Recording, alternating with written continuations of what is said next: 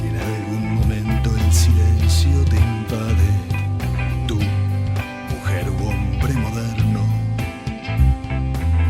de esta época. Bienvenidos a Tinta de Escritores, espacio que se transmite regularmente desde la librería y Centro Cultural Mundos Invisibles. Mi nombre es Daniel Fernández Corch y en este micro que hemos llamado ¿Qué leemos y por qué?, nos encontramos hoy con la político y profesora de literatura Glenda Rontán. Glenda, gusto que estés aquí con nosotros. No, el gusto realmente es mío. Y antes de empezar, 2 palabras. Yo recomiendo que la gente, los montevideanos y los que no sean montevideanos, si podamos recomendar, especialmente a los turistas, ¿no?, que vengan a este lugar porque es realmente mágico. Es un lugar en el que uno entra y se siente de una manera especial. Y bueno, tiene sus puertas hacia los mundos invisibles. Sí, es así. Te agradezco muchísimo por haberme permitido estar en este lugar que aún no entiendo cómo no lo conozco. Pero bueno, aquí estoy. Siempre hay una primera vez. Es así. Y bueno, y en base a lo que me estás diciendo, yo creo que todo tiene un motivo en la vida. Todo ocurre por algo, siempre, claro, ¿no? Y me llamó la atención muchas cosas, ¿no? Tú naciste en Cerro Largo, sí, en Melo, sí, lugar donde nació Juana Ibarburu. Sí. Entonces creo que como todo tiene un porqué, quiero saber si Juana Ibarburu influyó en tu vida. Sí. ¿Y de qué manera? Influyó mucho porque mi mamá tenía 4 hermanos, 2 de los cuales, ella y otro, eran poetas. Incluso hay cosas publicadas de mi mamá en una antología de mujeres poetas latinoamericanas. Te estoy hablando de... A ver, hace un tiempo. Mamá nació en 1921, ¿no? Y mi tío fue presidente de OPI, de la Organización de Prensa del Interior, ganó premios, era poeta también, sacaba una revista, como quien dice, en medio del campo, porque le escribía en su estancia, se llamaba El Taluminar. También un nombre muy peculiar, que no conozco otra estancia en el interior que se llame con un nombre tan especial, ¿no? Entonces, tanto mi mamá como mi tío conocían a Juana, aunque ellos eran de La Valleja, ¿eh? Mi mamá nació en José Pedro Varela, y mi tío también ahí, digo, en los alrededores. Entonces, pero además, yo creo que Juana está vinculada a la niñez del Uruguay. Sí, no han cambiado los programas de, digamos, de primaria y de el primer ciclo de secundaria, porque en general se dan poemas de Juana, se trabaja con Chico Carlo de Juana, se trabaja con el cántaro fresco de Juana. Entonces, yo la proximidad con Juana la tengo desde muy pequeña. Aprendí a leer muy chica porque los primos hermanos vivíamos todos en 3 o 4 manzanas del barrio Atahualpa. Y mi tía mayor, pero por parte de papá, era maestra. Entonces, después de la escuela, yo iba a un jardín público que estaba en la calle Escardó y Cubo del Norte. Aún se conserva la casa, era una casa, era un chalecito con su palmera, éramos muy pocos los niños, en aquella época que íbamos a un jardín de infantes, pero bueno, yo iba. Soy hija única, entonces, a pesar de esa convivencia permanente con mis primos, que no me hizo sentir una hija única, me mandaban al jardín. Y cuando volvíamos de la escuela, todos íbamos a casa de mi tía mayor, mi tía, como le dicen, mis hijos y los hijos del resto de mis primos hermanos, la abuela Gilla. Bueno, ella era maestra, todo el mundo hacía los deberes ahí, y yo molestaba, porque era la más chica en ese momento. Entonces, para que no molestara, mi prima Luisa me empezó a enseñar a leer y a escribir, o sea que yo empecé a leer sola de muy chica. Y además en mi casa, en el hogar paterno, se leía todas las noches. Entonces me leían de chiquita cuentos. Y yo me enfrenté muy chiquita a Chico Carlo, por ejemplo. Claro. Pues mi primer encuentro con Juana fue Chico Carlo. Fueron antes en la voz de mi madre las canciones, las nanas que escribió Juana para su hijo. Estuve siempre. Y cuando yo iba a cumplir 15 años, ese tío mío mayor me preguntó, yo nací en el 46, digo, para que te des una idea de qué época, ¿no? Me preguntó qué quería que me regalara, porque yo estaba muy bien conectada con mi tío. Y yo le dije que quería ver a Juana otra vez, porque hacía muchos años que no la veía. Hay que tener en cuenta que yo vine a Montevideo en el año 49, tenía 3 años. Se puede decir amo a mi mero natal por 1000 razones diferentes, pero me siento una montevideana absoluta. Y me llevó a su casa y me escribió, me regaló un libro, de ella por supuesto, me escribió una estrofa que a mí ahora, con el paso del tiempo, me hace ver mi realidad vivida. De cierta manera, algunas cosas que ella escribió en esas cuatro versos, en esas 4 estrofas, perdón, me parece que me las sé de memoria. Ella escribe: rubia como las mieles y los trigales. Era así yo en aquella época. Fresca como las rosas o las violetas.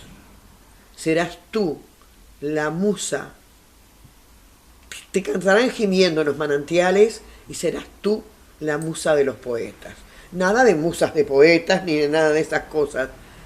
Pero viéndolo desde otro punto de vista, quizás ella vio otra vida en mí, que hay una parte de esa vida que sin duda vio que que empezó a manifestar en la pandemia, que fue el escribir. Empecé a escribir en la pandemia, yo no escribía. Bueno, sé que realmente un impacto importante que Sí, ha durado hasta ahora. Sí, es una mujer que está muy presente en mi vida, por su vida, por su poesía. Hay algunas poesías que quizás cuando uno se las enseñan en la escuela, por ejemplo La Higuera, la verdad que puede ser un poema para niños. Quizás ahora más que nunca, que hablamos tanto del bullying y de todo eso. Tiene otra interpretación. Mucho, Claro. es mucho más profundo Claro. que eso. Porque tiene que ver con la belleza. Hasta podríamos realizar un paralelismo entre la belleza y Platón y ese poema que, a pesar de que es áspera y fea, yo le tengo piedad a la higuera. Y piedad no es un sinónimo exactamente, pero está muy cerca de misericordia. Ya, ahí tocas un punto interesante, Glenda, porque, a ver, tú formás parte de una comisión que defiende los derechos de la mujer. Sí, Sos una activista en sí. ese sentido. A ver, empecé, bueno, no nos olvidemos de toda aquella ola con Luisa Luis y todo lo demás, pero digamos que en estos tiempos contemporáneos, Sí, sí. Con un conjunto de mujeres de todo el país, comenzamos algunas durante el periodo de la dictadura a trabajar esos temas que no nos habíamos, o sea, los percibíamos, pero no le habíamos encontrado la forma de una militancia. Y ahí fue que empezó, ¿no? Hace muchos años. Sí, estás junto a mujeres muy potentes Sí. en el sentido, ¿no? Como Grandes mujeres todas. Beatriz Argimón, Sí, Margarita sí. Perkovich, Sí, ¿verdad? sí, claro. Y en el pasado, recién mencionaste... Beatriz, entrañable amiga. Sí. Entrañable amiga. Y en el pasado, como tú mencionabas recién, también está Petrona Rosende, Sí, sin duda. Paulina Medeiros, Sí, a Luisa ver, Luis, y son muchas y si venimos mujeres un poquito que reivindicaban más adelante, esas pero no necesidades. tanto, tenés a Julia Arévalo, También. a Raquel Machado de Shepard, ya más adelante, a un Alba Roballo que sin También. tener una conciencia de género, sin embargo, de su mano, llevó mujeres a que hubo un momento que en la lista 15, en vida de Luis Valle, había 5 o 6 mujeres diputadas y estaba Alba, que era senadora, estaba Elsa Fernández de Borges, que era senadora, y sin duda me estoy olvidando de otra más que también estaba Pintos de Vidal. O sea, había muchísimas mujeres. Después eso como que se vino abajo y costó mucho repuntar, hubo que llegar a una cuota. Y ahora hay que llegar a la paridad, ¿no? Ahora bien, hablamos recién de mujeres en el siglo XIX al presente. Sí. Y la realidad de la mujer en sociedad ha cambiado muchísimo, pero aún falta mucho. Yo creo que lo que falta, Glenda, también es como que entender el concepto de que una persona vale por lo que vale y no por el género, No, sin duda. ¿verdad? Pero le falta todavía a la sociedad dar ese paso. Lo que pasa es que yo siempre recomiendo al que pueda que vaya a la biblioteca si no los puede comprar, que lea a Barrán. También. Porque en sus historias, o sea, historia de la sensibilidad en Uruguay, historia de las vidas privadas, historia de la medicina, se puede desentrañar el cómo y el porqué de muchas cosas en el Uruguay. Yo creo que la historia es una herramienta fundamental para conocer a los pueblos y especialmente al mío, a mi propia nación, a la naturaleza de los seres humanos que habitamos esta nación. Entonces, allí nosotros nos vamos a dar cuenta, el tema, por ejemplo, del patriarcado, no es un tema que el patriarcado es porque el hombre manda, no, es mucho más que eso. El tema del patriarcado es un tema histórico que viene pero de lo más antiguo de los tiempos. Entonces, desarraigar esos conceptos es muy difícil y también nos costó muchísimo a nosotras, ya en esta época, ¿verdad? En el siglo XXI, hacer entender que la vida privada es la vida privada, obviamente. Y yo soy una de esas personas que jamás estoy dispuesta a hablar bajo ningún concepto de la vida privada de las personas, porque me interesan si son mis amigos o mis amigas o mi familia. Ahora, si se trata de una persona pública, sea política, sea del mundo del arte, su vida privada para mí es su vida privada. Sí. Eso es una cosa. Ahora aquello de que el hogar es un sagrado inviolable, y está muy bien ese artículo de la Constitución, pero que no se pueda saber que hay una mujer, un hombre, un niño, un anciano, una anciana que está siendo maltratado, eso costó muchísimo hacerle entender a la gente que no era un tema privado, porque si hay alguien que está siendo agredido de cualquier forma, que está sufriendo, que no tiene libertad, bueno, es una agresión a los derechos humanos, entonces el Estado como tal tiene que intervenir. Y eso fue una batalla durísima que incluso la tuvimos que dar a nivel de la academia, a nivel, estoy hablando de docentes muy importantes de derecho, por ejemplo, jueces, fiscales. Fue una tarea, yo siempre recuerdo, por supuesto, a Margarita, a Beatriz, a Daisy Tourné, a Mónica Xavier, a una cantidad de mujeres que ideológicamente éramos diferentes, pero que todas habíamos entendido eso.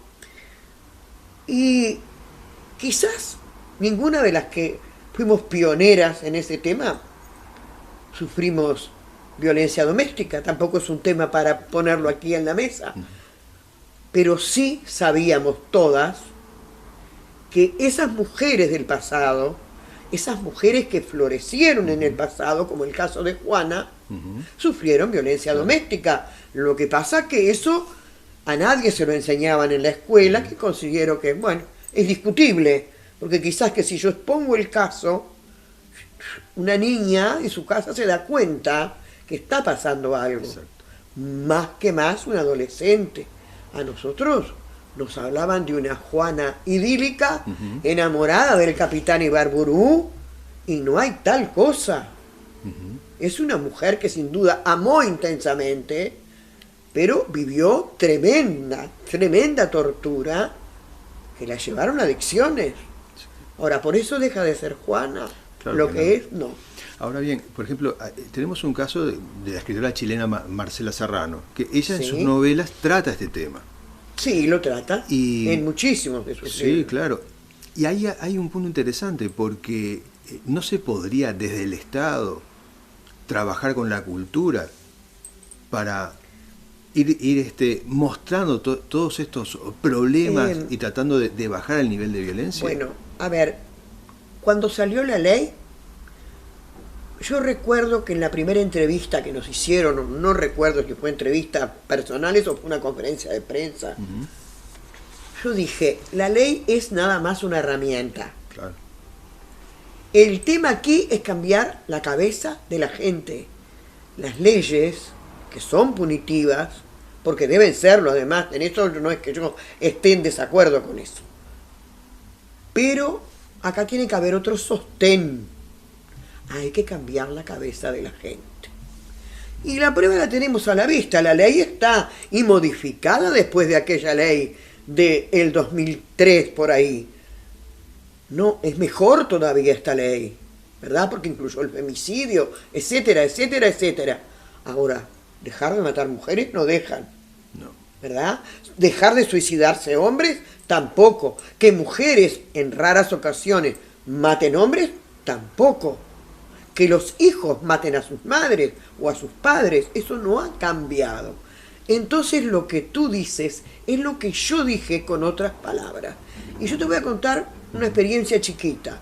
Yo fui durante muchos años presidenta del jurado de carnaval de las reinas, del jurado que organizaba la intendencia. Había mucha gente que pensaba que lo que se trataba allí es de buscar a la más linda o... No, se buscaban otras cosas. Porque no nos tenemos que olvidar que en el Uruguay, gracias a la lucha de los y las carnavaleras, hay una cátedra de carnaval que dicta Alfaro en la universidad.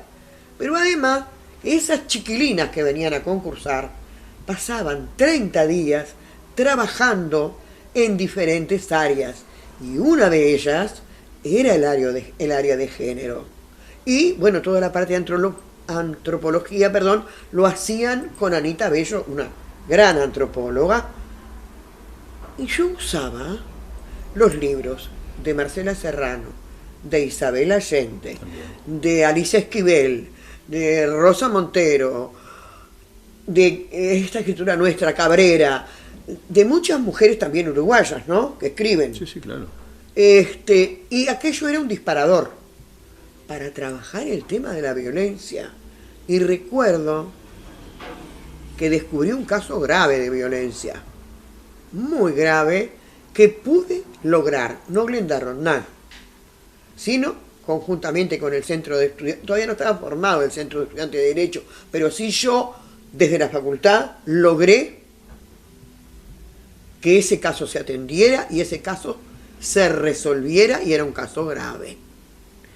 Entonces, con que solo yo haya podido hacer eso, todo mi trabajo, que era el que yo hacía con las reinas, porque la verdad que la presidenta del jurado ni siquiera vota, fue para mí muy, muy satisfactorio. Y creo que sí, que hay que partir desde la educación y la cultura, porque si no, no erradicamos los temas de violencia. Yo, por ejemplo, tengo nietos de todas las edades. Y yo veo el más chiquito de todos en este momento, tiene 4 años. Como la mamá lo ha educado de tal forma que hay cosas que a él le gustan mucho hacer. Se llama Cirito le decimos porque es el más chiquito. Por ejemplo, a Cirito le encanta aspirar, entonces él aspira en la casa. Ya es una desconstrucción, porque en general hay casas en que los varones no hacen nada. No digo, eso está cambiando. Las generaciones posteriores a la mía están cambiando mucho, pero también se le enseña que no se pega a las nenas, no se le pega a nadie. Y eso hay que empezar desde que son muy chiquitos y muy chiquitas. Si no, es muy difícil después deconstruirse, porque para un varón que viene con todo eso ya de su casa, que ese varón no se levanta el plato de la mesa, que la mandan a la hermana, hacerle tal cosa a tu hermano. Bueno, eso es lo que hay que deconstruir. Y por otro lado, desde la cultura y a través de la literatura y la historia, tenemos material infinito para trabajar. Sí, hablamos de violencia y hoy hablábamos también de, te gusta leer el libro El arte de la guerra de Sun Tzu, escrito, no sé, 722 a.C., ¿no? Sí. Pero es interesante ese punto también, porque nos habla Sun Tzu del el arte de la guerra. Y él lo trata de un tema tan filosófico que es como que uno lo que logra entender también es digamos, el lado oscuro del arte, ¿no? Porque él lo cuenta desde una filosofía. Sí, claro. E increíblemente el ser humano es una creación violenta. Y detrás de toda la guerra, detrás de toda la ciencia, porque detrás de la guerra hay ciencia, ¿no? Y hoy hombres, más que nunca, ¿no? Claro, y los hombres de ciencia son personas que también entienden todos los demás conceptos. Y es increíble cómo podemos bajar a ese nivel de creatividad, porque para hacer guerra también el hombre es creativo, ¿no? Muy creativo en el lado más oscuro, ¿no? Esa creatividad usarla para otras cosas, ¿no? Ahora, en cuanto al arte de la guerra, es un libro muy peculiar. Sí. A mí me llegó un día de la madre de manos de mi hijo mayor. Fue el último regalo que me hizo, porque me lo regaló en mayo, falleció en junio. Y yo nunca había tenido, a ver, sí sabía que existía Zoom, pero nunca había tenido contacto, porque nosotros en esta educación que tenemos, hablo de la educación curricular, ¿verdad? Sí, formal. Poco sabemos del Oriente. Poco sabemos. Porque no llegamos a estudiarlo nunca. A veces en mi época, estoy hablando del Plan 46, un poquitito, pero muy poquitito de China. Y de India, si yo salgo a la calle y le pregunto a alguien si leyó alguna vez a Rabindranath Tagore, no tiene la menor idea, y es maravilloso leer La Luna Nueva o El Cartero del Rey.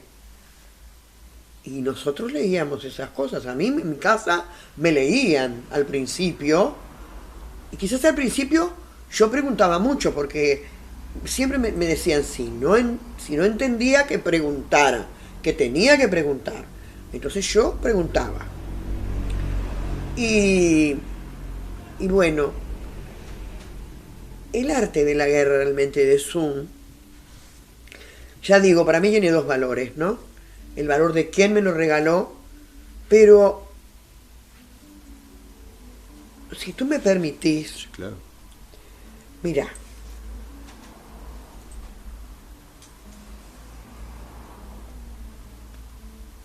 él dice al principio, ¿no? Él tiene 5 criterios estratégicos, que de eso no vamos a hablar. Dice: la acción militar es de importancia vital para un país. Constituye la base de la vida y de la muerte, el camino de la supervivencia y de la aniquilación. Por ello, es absolutamente indispensable examinarla. Sin duda, en esas épocas, él hablaba de la guerra. Pero hoy hay otros tipos de guerra que está dando la humanidad, que son la guerra de los valores, la guerra de los principios, la guerra del medio ambiente, y ahí te va la vida y la muerte. No voy a leerte mucho más, ¿eh? Él habla de los 5 elementos, y a mí hay una cosa que me importa mucho leer. Me pegaron las hojitas.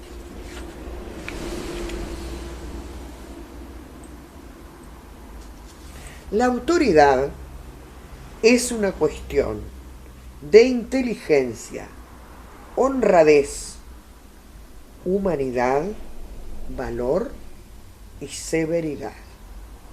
Y acá yo, como mujer política que soy, veo valores muy importantes para un gobernante, No estoy hablando solamente del presidente, no es el único que gobierna. Gobierna el Parlamento, gobiernan quienes están, digamos, dirigiendo las empresas públicas, gobiernan los que están gobernando las empresas, gobiernan quienes gobiernan, no solo se gobierna del punto de vista del Estado, gobiernan las empresas, sus empresas, gobiernan los dueños, sus medios de comunicación. Entonces, esto tiene que ver con el hoy. Si yo no tengo las condiciones que Sun señala, autoridad.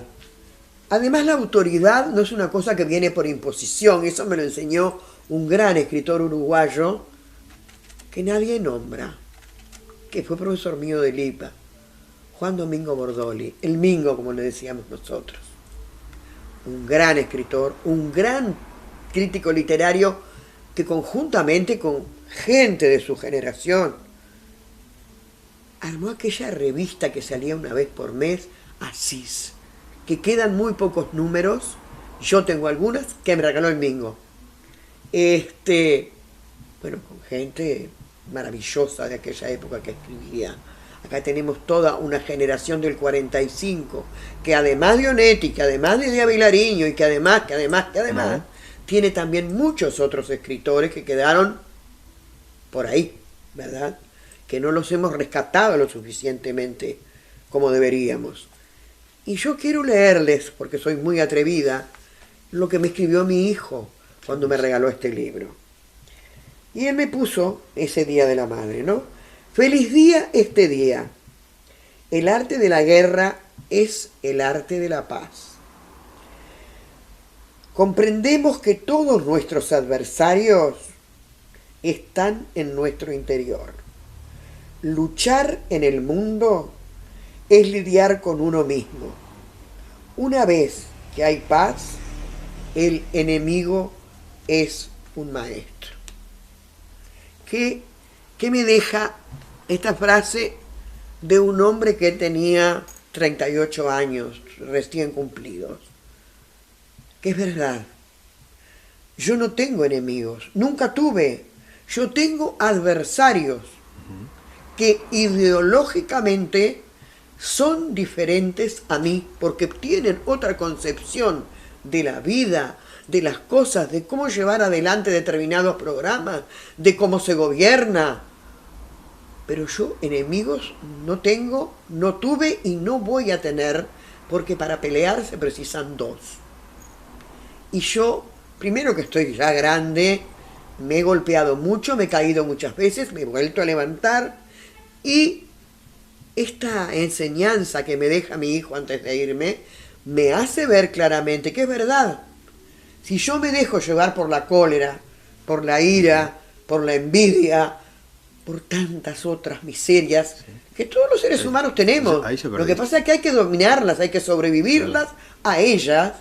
Entonces ahí es donde, bueno, yo puedo ser maestro. Y si yo puedo ser maestro, también puedo ser maestro de los demás, maestra de los demás. Pero también los demás pueden ser mis maestros. Y como tales tengo que aceptarlos. No es fácil, porque todo el mundo cree que el Zoom, por supuesto, pero yo jamás se me ocurrió usar a Zoom del punto de vista político. Nunca lo usé del punto de vista político. Porque yo soy una mujer, para algunas cosas, muy espontánea. Tú de pronto me haces una pregunta. A ver, para ser más clara, yo no soy una mujer políticamente correcta, porque yo digo lo que pienso. Entonces, a veces, para los demás no es correcto lo que yo estoy diciendo del punto de vista político, pero para mí sí es. Pero pienso mucho las cosas antes de tomar decisiones políticas. Te estoy hablando de votar un proyecto de ley, porque me tocó estar en eso, tanto desde el punto de vista departamental como nacional.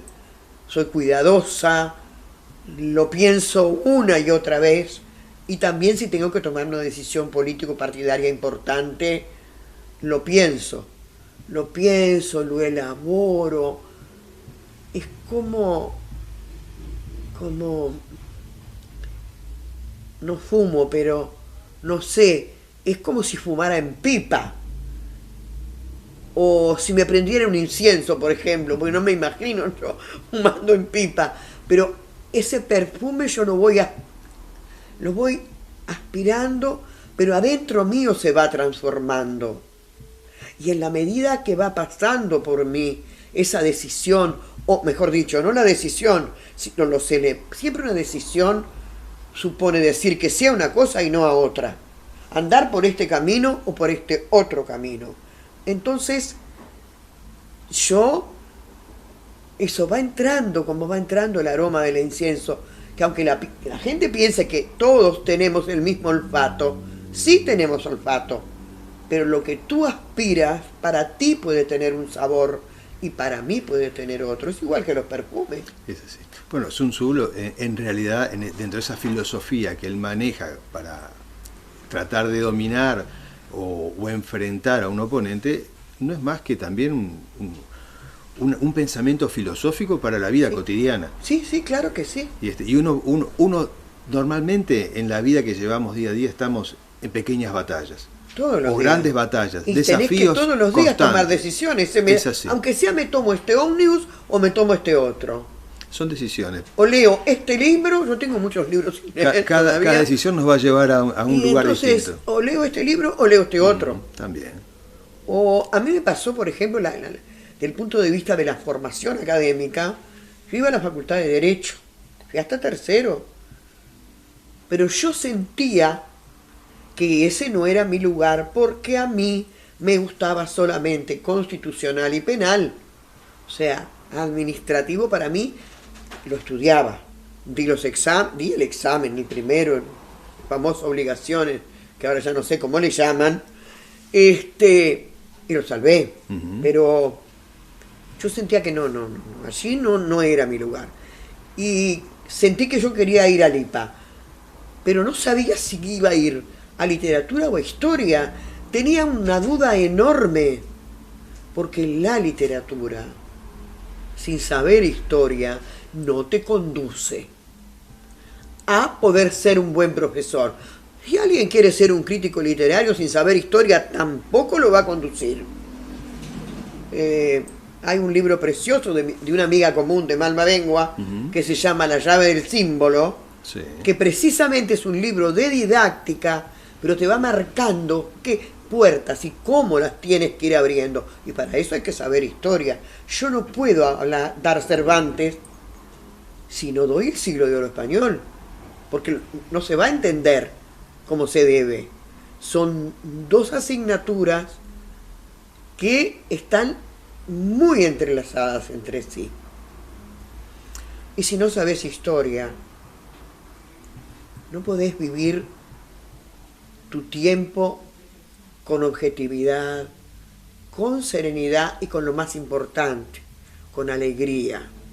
Porque si tú conoces tu historia, yo me refiero no solo a la historia personal, que esa también hay que saberla muy bien y darse vuelta para atrás y mirar, sino la historia de tu nación, entonces tú vas a entender por qué el carnaval es como es, por qué tal cosa y esto. Si no, no entendés nada. Es lo que dice Sun Tzu. Hay Sí. que conocer el enemigo, Claro. y hay que conocerse uno para conocer el enemigo porque también. yo no puedo decir que algo no me gusta si no lo vi, Sí, sí. Y si no lo además, leí, si siempre no lo escuché. A mí mi con papá inteligencia. me enseñó, porque mi abuelo paterno fue coronel de Aparicio Saravia. Entonces mi papá me dijo que yo tenía que escuchar a todo el mundo, y yo iba a los actos del Partido Nacional con mi familia paterna. Yo escuché mucho a José Pedro Cardoso, mucho. Como también escuché a los hombres y las mujeres que forjaron el neovallismo a partir de Luis Valle y toda esta gente que estuvo alrededor de Luis Valle, que murió cuando yo tenía 18 años. Yo tuve la gran fortuna de conocer a don Luis.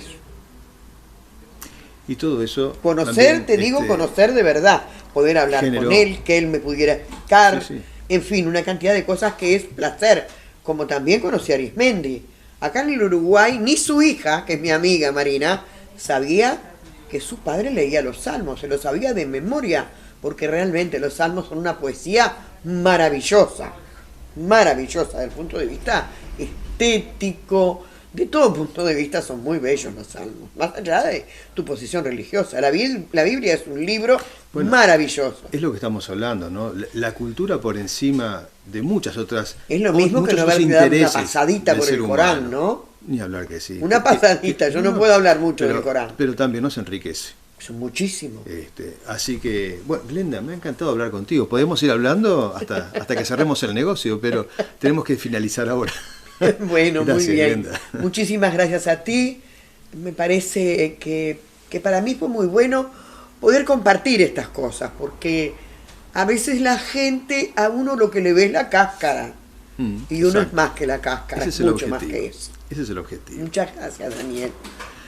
Nosotros nos volvemos a encontrar en la próxima emisión de Tinta de Escritores y en qué leemos y por qué. Espero que hayan disfrutado, así como lo hice yo, de este encuentro con Glenda Rondán. Muchas gracias. Si en algún momento el silencio te invade, tú, mujer u hombre moderno, de esta época ruidosa,